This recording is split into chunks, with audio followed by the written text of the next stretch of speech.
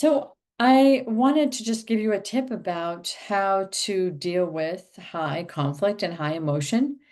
And one of my biggest tips that I give my clients is that if people are upset beyond a level of a 5, I'm not going to be having a conversation with them about their conflict or their fight because they're not in their body and their nervous system isn't calm enough, so we can't really have a solution.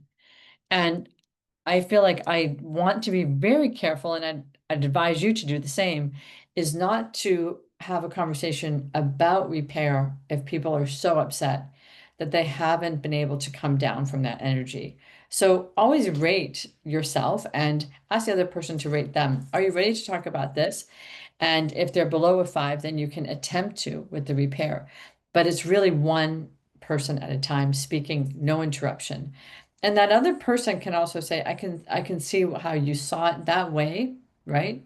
I can understand that you experienced that, and I'm sorry about that. So there is a acknowledgement of your part in it. Yeah, I was in a bad mood. Yes, I was rushing. Yeah, I am grumpy in the morning, and that might have come off what I said really negatively to you or insulting. So to acknowledge your part in it, right? So we have rate how heated you are.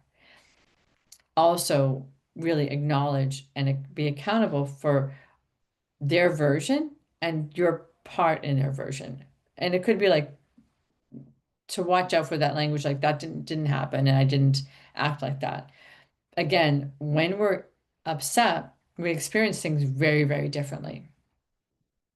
So those are some quick tips about whether you even approach a repair.